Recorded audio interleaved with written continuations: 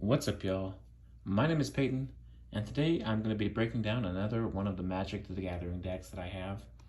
This is another deck built by my girlfriend, and it is called the Can't Touch This deck, because the whole point of this deck is making sure people can't mess with you. It's kind of a politic deck. First up, let's look at the commander. We have Brina, the Demagogue. Flying, whenever a player attacks one of your opponents, if that opponent has more life than another one of your opponents, that attacking player draws a card, and you put 2+1/+1 counters on a creature you control. So right off the bat, we are influencing people to attack other players, and they get something for it, and you also get something for it if they do so as well. We've got a decent amount of lands over here. I'm pretty sure it's about 30 total.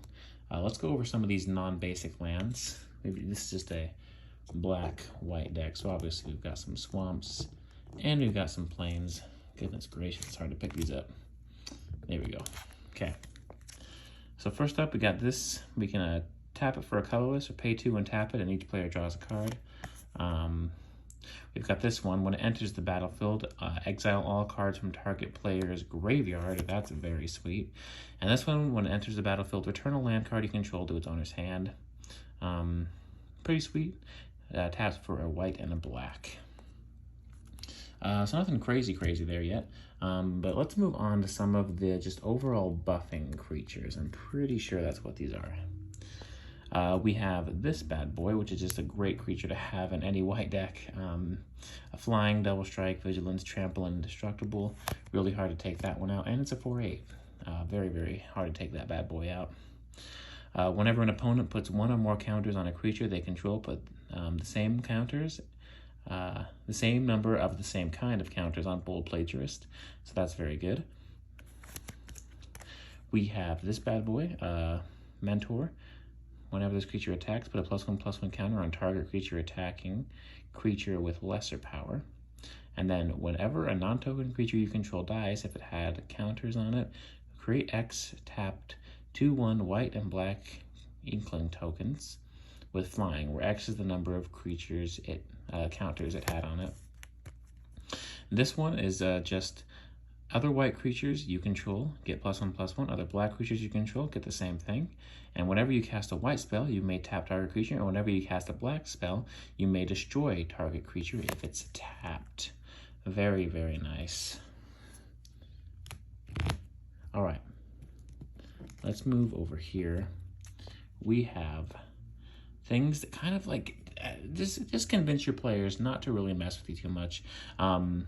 This is just, these two cards are the same.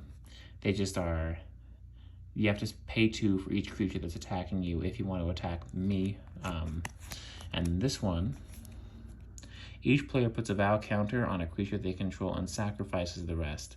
Each of those creatures can't attack you or planeswalkers you control as long as it has a vow counter on it. So it's a bit of a board wipe, and it also means the creatures left can't really do anything to you.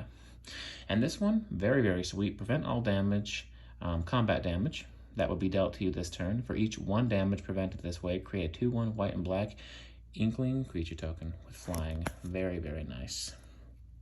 All right. These cards aren't exactly in a category. I'm just going to read them off. They're just interesting cards in the deck. These are the ones that kind of stood out as being different. We have this one. Enchanted creature gets +2/+2 and is goaded.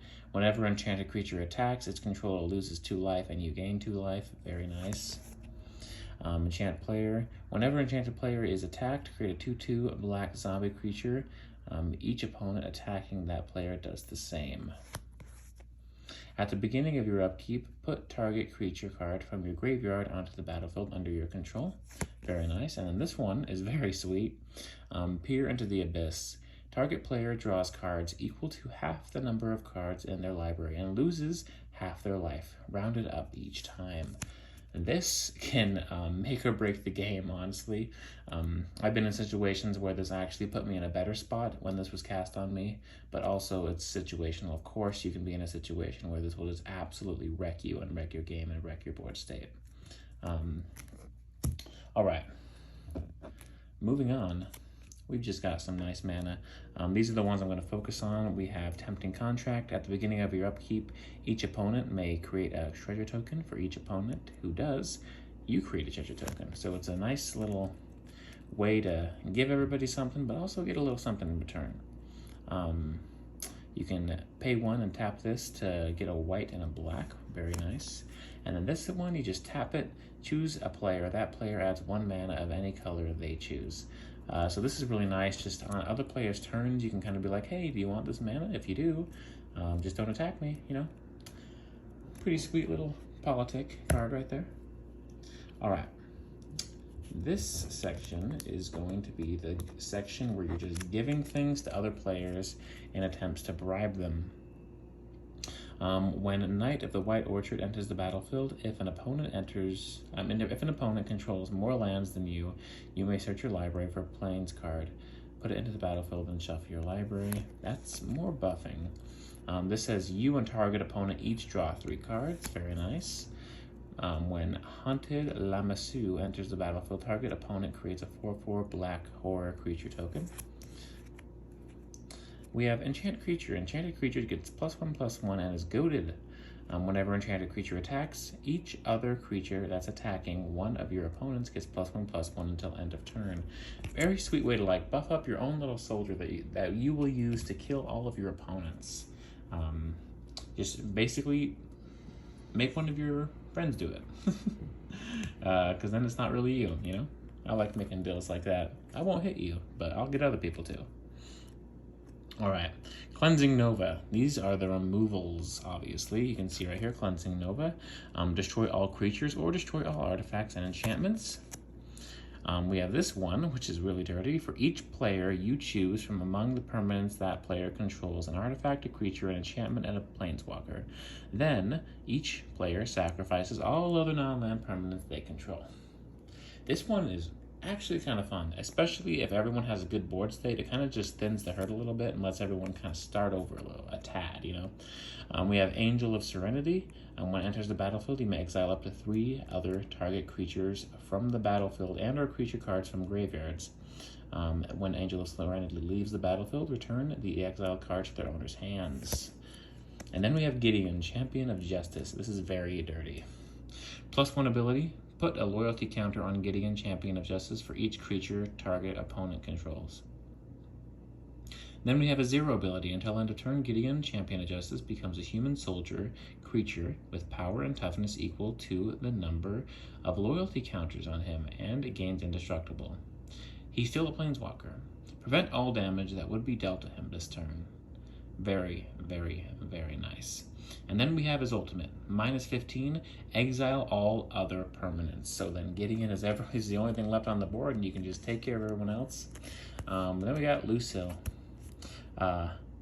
Whenever a equipped creature attacks, defending player sacrifices a creature. If they do, you create a walker token. Dang. That's pretty nice. Very, very nice. All right. And a walker, in this case, is just a zombie. That is from the Walking Dead set.